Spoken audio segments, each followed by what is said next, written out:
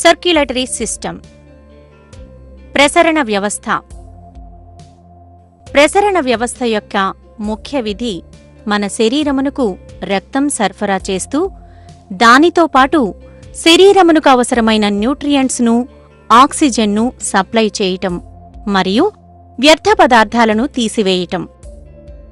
ప్రసరణ వ్యవస్థను cardiovascular system అని కూడా అంటారు.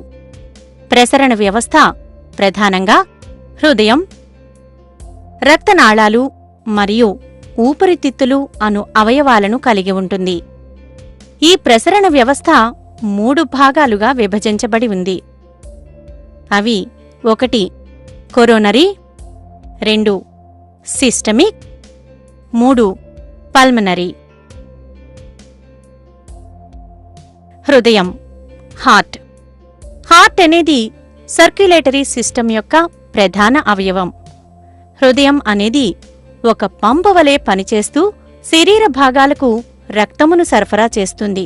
హృదయం హృదయ కండరాలతో అంటే కార్డియాక్ మజిల్స్తో నిర్మించబడి నిరంతరం సంకోచ వ్యాకోచాల ద్వారా రక్తమును సరఫరా చేస్తూ ఉంటుంది. గుండెలోని కుడిభాగం కణాల నుండి రక్తాన్ని సేకరించి ఊపిరితిత్తులకు సరఫరా చేస్తుంది. అక్కడ రక్తమునకు ఆక్సిజన్ చేర్చబడుతుంది. గుండెలోని ఎడమ భాగం ఈ ఆక్సిజన్ ఫీల్డ్ బ్లడ్ను శరీర భాగాలన్నింటికీ పంపిణీ చేస్తుంది. గుండె నిమిషానికి 72 సార్లు కొట్టుకుంటూ మనల్ని బ్రతికి ఉంచుతుంది. ఒకవేళ మన గుండె కొంత సమయం పాటు పనిచేయకుండా ఆగిపోయినా మన శరీర భాగాలన్నీ తమ విధులను నిలిపివేస్తాయి. చివరకు మనిషి చనిపోయే ప్రమాదం ఉంది. బ్లడ్ వెజల్స్, రక్తనాళాలు. ఈ రక్తనాళాలు సన్నని గొట్టం వంటి నిర్మాణాలు. ఈ నాళాలు రక్తమును ఊపిరితిత్తుల నుండి గుండెకు, అక్కడ నుండి శరీర భాగాలన్నింటికీ చేరవేస్తాయి. ఈ రక్తనాళాలు 3 రకాలు. 1 ధమనులు, ఆర్టరీస్. 2 సిరలు, వెయిన్స్. 3 కేశనాళికలు, క్యాపిల్లరీస్. ధమనులు ఆక్సిజన్తో నిండిన మంచి రక్తమును హృదయము నుండి శరీర భాగాలకు తీసుకుని వెళ్ళును. కాని పల్మనరీ ఆర్టరీ మాత్రం చెడు రక్తమును ఊపిరితిత్తులకు ఆక్సిజనేట్ చేయటానికి తీసుకునిపోవును. సిరలు. ఈ సిరలు చెడు రక్తమును శరీర భాగాల నుండి గుండెకు తీసుకుని పోవును. పల్మనరీ వెయిన్ మాత్రం మంచి రక్తమును లంగ్స్ నుండి గుండెకి తీసుకుని పోతుంది. కేశనాళికలు. ఇవి ధమనులను, సిరలను కలుపుతాయి. రక్తనాళాలు రక్తమును మోయటమే కాక అవి నాడి అంటే పల్స్ను, హార్ట్ రేట్ను తెలియజేస్తాయి.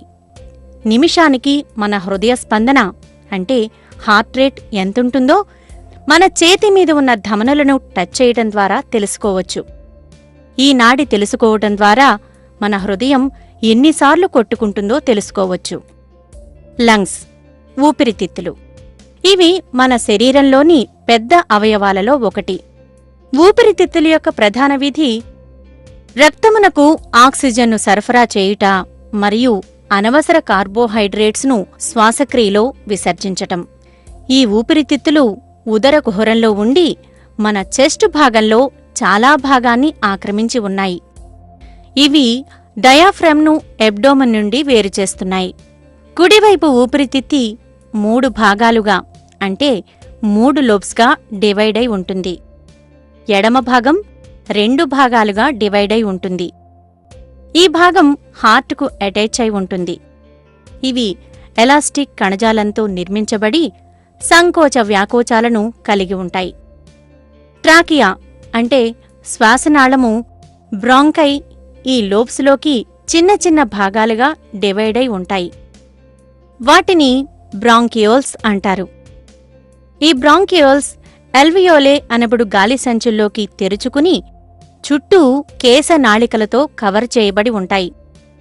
అల్వియోలే మనం పీల్చిన గాలితో నిండినప్పుడు ఆక్సిజన్ రక్తంలోకి కేశనాళికల ద్వారా విడుదలవుతుంది. ఈ కేశనాళికల ద్వారా రక్తం గుండెకు చేరి తద్వారా శరీర భాగాలకు చేరుతుంటుంది.